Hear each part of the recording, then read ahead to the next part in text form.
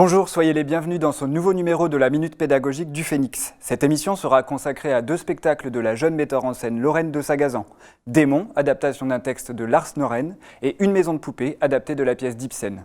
Pour vous permettre de préparer vos élèves avant la représentation et de travailler avec eux autour des spectacles, je vous présenterai Lorraine de Sagazan en quelques mots, puis je vous donnerai des éléments sur les deux spectacles en évoquant la jeunesse des projets et leur réalisation au plateau.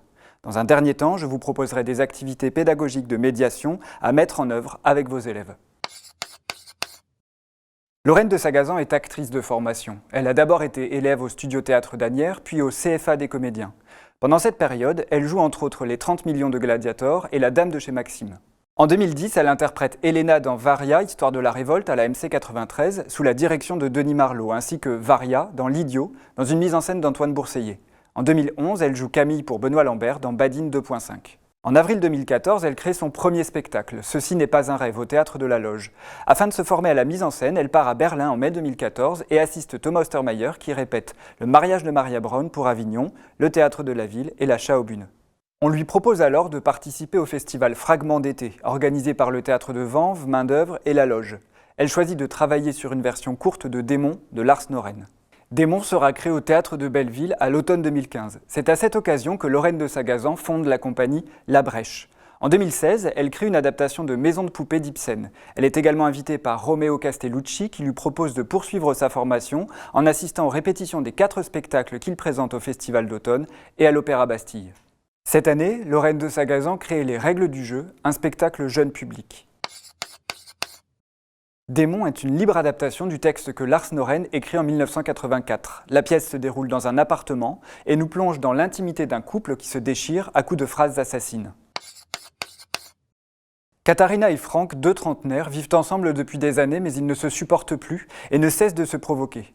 La pièce se déroule chez le couple lors de la soirée qui précède l'inhumation des cendres de la mère de Franck. Jenna et Thomas, leurs voisins, s'invitent chez eux et sont les spectateurs d'un règlement de compte qui conduit Katharina et Franck à la démence et à la violence tant morale que physique, à travers des scènes crues et cruelles. Ils entraînent dans leur chute le couple de voisins qui n'avait pas encore pris conscience de son incapacité à vivre ensemble. Pour adapter l'œuvre du dramaturge suédois, Lorraine de Sagazan prend le parti de la mise en abîme. Le spectateur devient alors acteur de la situation en vivant et en éprouvant la situation de crise qui se déroule sous ses yeux. Ce parti pris dramaturgique se traduit par le choix de rapprocher par la scénographie le spectateur du comédien.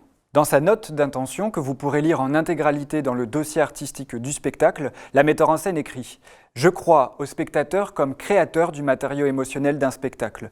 La proximité du spectateur dans le dispositif scénique et la possibilité qu'il puisse réagir ajoutent une difficulté supplémentaire pour l'acteur qui ne peut plus rien dissimuler. Mais c'est ce que j'ai eu envie de provoquer. Assumer la fragilité de la situation de la représentation, c'est-à-dire des êtres humains qui se rencontrent pour la première fois et vont cohabiter ensemble le temps du spectacle. Pour créer ce spectacle, Lorraine de Sagazan demande aux comédiens d'improviser autour de situations. Puis elle réécrit le texte de Lars Norén à partir du matériau de l'auteur, en opérant des coupes et des ajouts pour faire résonner la violence qui se dégage du texte aujourd'hui. Une maison de poupée est l'une des pièces les plus jouées du dramaturge norvégien Henrik Ibsen. À sa création en 1879, la pièce fait scandale et certains théâtres demandent à l'auteur d'en modifier la fin, jugée immorale pour une partie de la bourgeoisie de l'époque. La pièce met en scène Thorvald, un avocat admiré pour la fermeté de son caractère et pour la droiture avec laquelle il mène sa vie. Il aime profondément sa femme, Nora, paradigme du féminin traditionnel, femme d'intérieur dont l'unique but est de prendre soin de sa famille. Elle possède néanmoins un secret qu'elle révèle à une amie de passage. Quelques années auparavant, elle a imité la signature de son père, empruntant ainsi une grosse somme d'argent sans que personne ne le sache. Cette somme lui sert à l'époque à sauver son mari d'une maladie grave, ce dont Nora est très fière, au point de négliger l'illégalité de cet emprunt.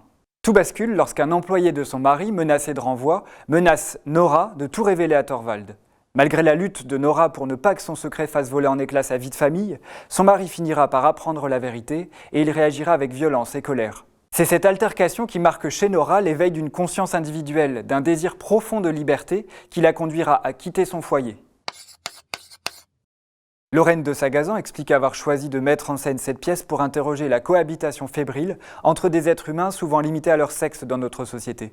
Les questions du genre, de l'identité, du conditionnement culturel et social, du libéralisme économique et des mutations que connaît le monde du travail dans nos sociétés contemporaines traversent le spectacle. Après un travail au plateau sur le texte original, elle choisit finalement d'en proposer une adaptation en inversant presque totalement les rôles de Nora et Thorvald et en insérant des extraits de textes contemporains comme King Kong Theory de Virginie Despentes.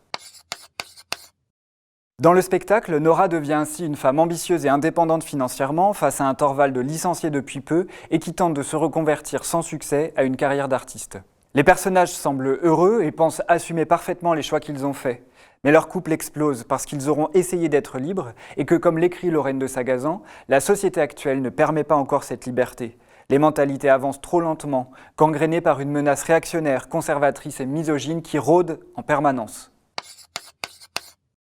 On le voit, sans être rassemblés dans un diptyque, les deux pièces se rencontrent en de nombreux points. Outre le fait d'immerger le spectateur dans l'histoire de deux couples en crise et dans une expérience à la fois intime et universelle, elles permettent d'interroger la spécificité du théâtre.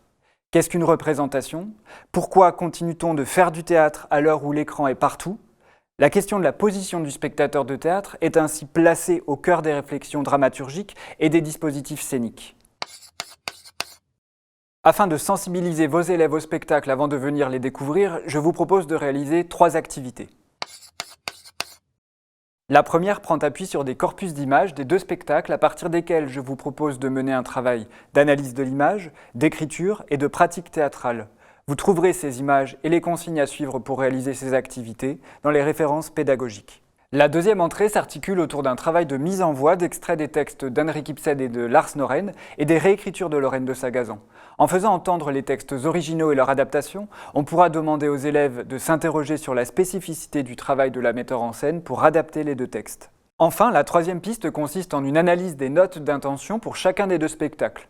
On demandera aux élèves de repérer les enjeux de chacun des spectacles, d'identifier ce qui a motivé le choix des textes par Lorraine de Sagazan et d'expliciter les partis pris dramaturgiques qui ont guidé la création.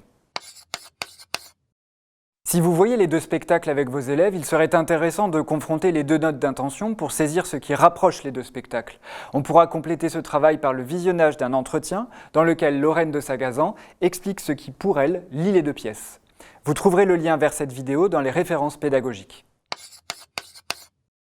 Après la représentation, je vous conseille de partir de la réception des élèves. On peut approfondir cette première phase de retour en partant d'une citation d'Ivo von Hove, reprise par Lorraine de Sagazan dans sa note d'intention pour Démon. Mettre en scène une pièce du passé implique de recréer la déflagration qu'ont ressentie les spectateurs le soir de la première. On pourra demander aux élèves s'ils ont ressenti cette déflagration et pourquoi. On pourra ensuite revenir sur le corpus d'images pour confronter les hypothèses formulées par les élèves avec la représentation telle qu'ils l'ont perçue.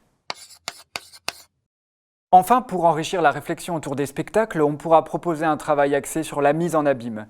Il s'agira alors de repérer les procédés utilisés par Lorraine de Sagazan pour jouer sur la frontière entre la réalité de la représentation et la fiction. On reviendra à cette occasion sur les rapports instaurés dans les spectacles entre la scène et la salle. Vous pouvez utiliser le recueil de citations présent dans les références pédagogiques pour nourrir cette activité. Ce 4e et dernier numéro de la Minute Pédagogique de la saison 2017-2018 s'achève. Je vous souhaite à tous une belle fin de saison et je vous donne rendez-vous à partir de septembre pour une nouvelle saison de la Minute Pédagogique. À bientôt.